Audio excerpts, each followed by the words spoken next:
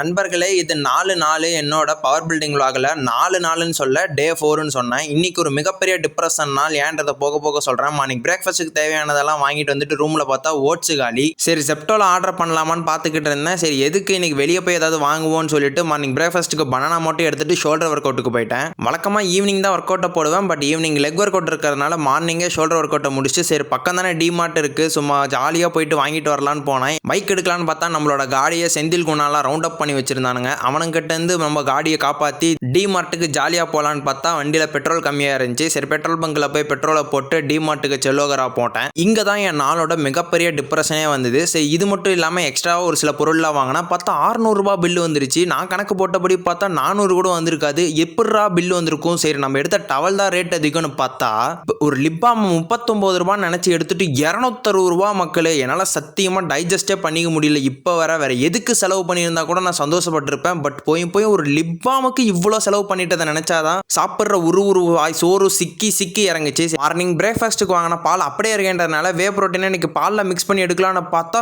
செமையாக இருக்குது. ஐயோ, அவசரப்பட்டு நாக் ப்ரோவை திட்டோமேன்னு ஒரே மனம் வருத்தான். சாரிப்பா நாக் ப்ரோ, கோச்சிக்காத, காஃபி ஃப்ளேவர் நல்லா தான் இருக்குது. என்னதான் டிஸ்ட்ராக்ஷனுக்கு அது இதுன்னு நான் நினச்சாலும் அந்த லிப்பாம் மனசை உறுத்திக்கிட்டே இருந்துச்சு. என்னடா பண்ணுறதுன்னு ஒன்றுமே புரியலை. சரி, இப்படியே விட்டா வேலைக்கு ஆகாது. இன்னைக்கு லெக் ஒர்க் அவுட் வேறன்றதுனால தடபுடலாம் ரெடி ஆகிட்டு லெக் ஒர்க் அவுட்டுக்கு போயிட்டேன். இன்னைக்கு லெக் ஒர்க் அவுட்டுக்கு ஒரு 5 வேரியேஷன் தான் பண்ணேன். கிட்டத்தட்ட பார்த்தீங்கன்னா பல வாரங்கள் கழிச்சு லெக் ஒர்க் அவுட்ல இறங்குறேன். செம்மையான கால் வலி, சுத்தமாக முடியல. தென் லெக் ஒர்க் அவுட்டை முடிச்சு சப்பாத்தி வச்சு சிக்கன் கிரேவியை சாப்பிட்டு அந்த காஃபி ஃப்ளேவர் என் நாக்கில் அப்படியே ஒட்டிக்கிச்சு. அதனால ரவுண்ட் 2 திரும்ப போயிட்டு பேசாம அந்த லிப்பாம OLXல வித்துட்டா என்னன்னு யோசிக்க தோணிடுச்சு. உங்களுக்கு யாருக்காவது லிப்பாம் வேணும்னா எனக்கு DM பண்ணுங்க. அப்புறம் மறக்காம ஃபாலோ பண்ணிக்கோங்க. டாட்டா.